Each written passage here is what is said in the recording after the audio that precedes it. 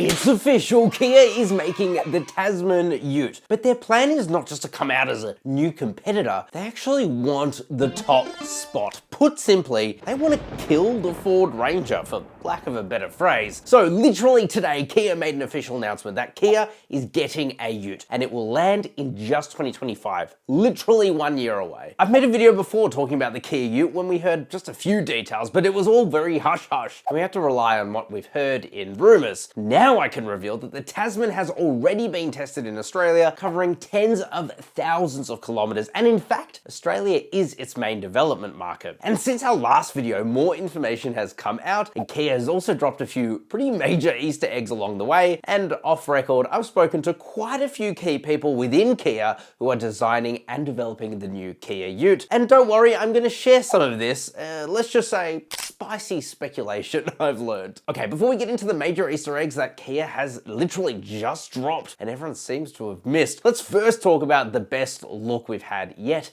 at the Kia Tasman Ute. Whooper TV, hope I said that right, and I'll link their video down below, has actually pretty recently found a late stage prototype sitting around in a car park somewhere, and well, they got some up close and personal footage of the new Tasman. We at CarSauce have exclusively spoken to some engineers at Kia, and although I can't tell you exactly which Utes Kia have brought to their R&D facility in Namyang, South Korea, let's just say they are completely deconstructing and re-engineering the benchmark Utes currently on sale in Australia. They know they only have one opportunity at a first impression, so they are going hard to make sure that this Ute is the best Ute ever. Literally. And that is evident in this prototype, which was just sitting around for everyone to see. Of course, it said don't take photos, and guess what happened?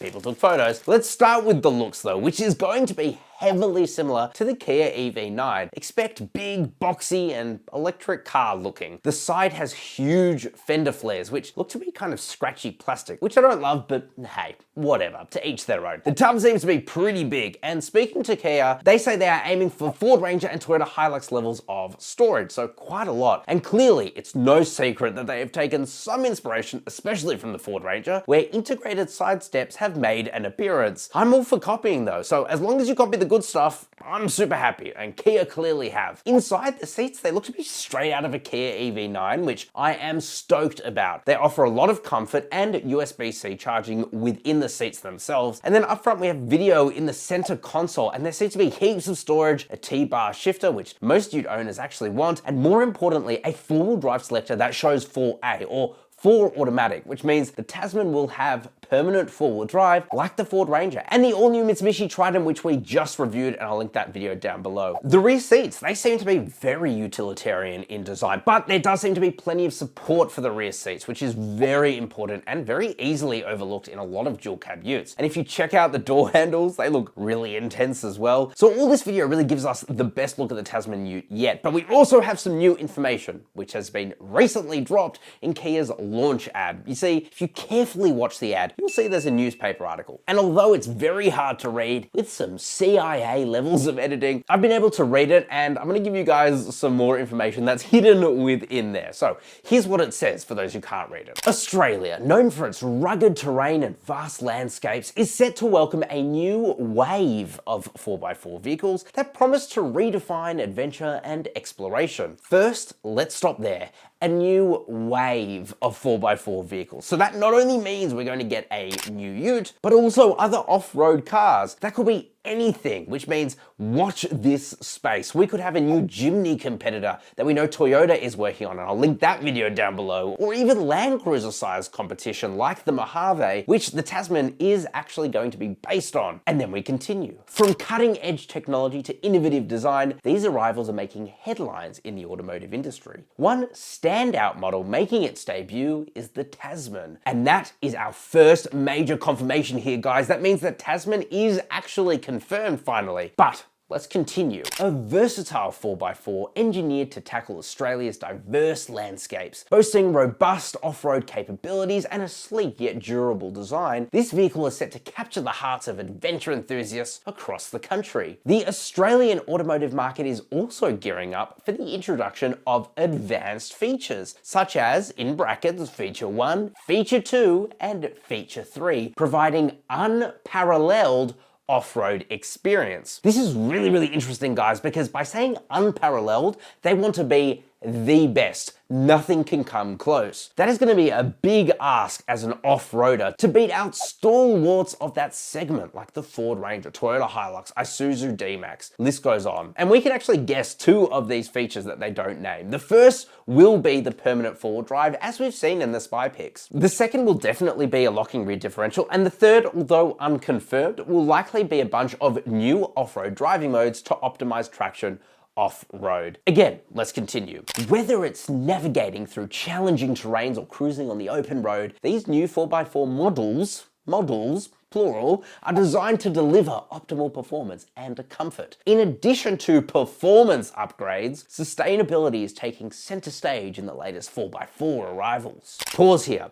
Did you hear that? In addition to performance upgrades, Kia has not shied away from the success of the Halo model Ford Ranger Raptor. So this could be confirmation that in fact, they will be developing a Kia Tasman Raptor competitor, which is really exciting. But anyway, it ends with manufacturers are incorporating eco-friendly technologies, ensuring that these vehicles not only conquer tough terrain, but also tread lightly on the environment. So you can be sure that Kia knows strict emissions regulations are being enforced next year by the Australian government, and therefore their Ute and other models they mentioned here will need to be at least Euro 6 compliant, with potential for either full hybrids or mild hybrids like we've seen the HiLux recently implement. Unfortunately, the rest of the writing is mostly illegible and they just start to repeat from the start again. So to summarize, what we've learned is that there will be more than just the Kia Tasman Ute. We will be seeing more off-roaders from Kia. We've also learned that the name is confirmed to be Tasman, and there will also probably be a Raptor competitor, and that could have the Kia Stinger 3.3 litre turbo petrol engine. That would be awesome. And you can definitely expect some form of hybridization for the engine, or at least Euro 6 compliance, including AdBlue,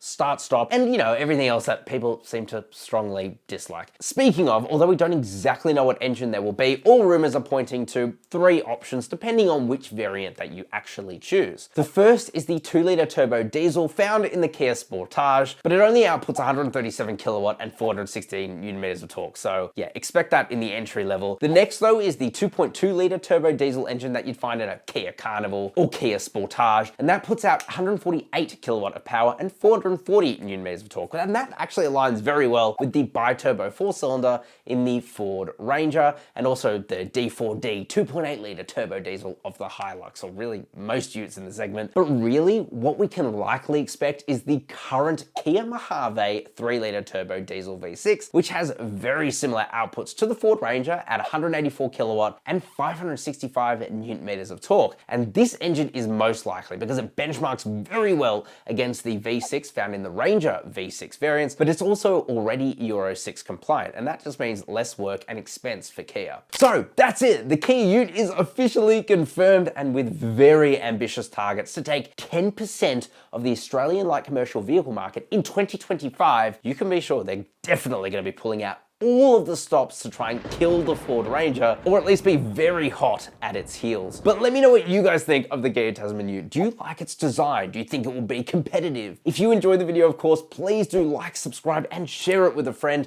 And of course, if you are looking to buy a Ute now, head to carsauce.com/buy, where we have partnered with Australia's #1 and most trusted car buying service, Motor Scout. And because we have thousands of dealers, we will find you in stock vehicles that others simply can't. And best of all, we charge dealers a fixed small fee, not you, and so we are on your side to get you the best prices in the most seamless way. No hassle, no one wants that. So head to carsauce.com/buy. Ciao for now.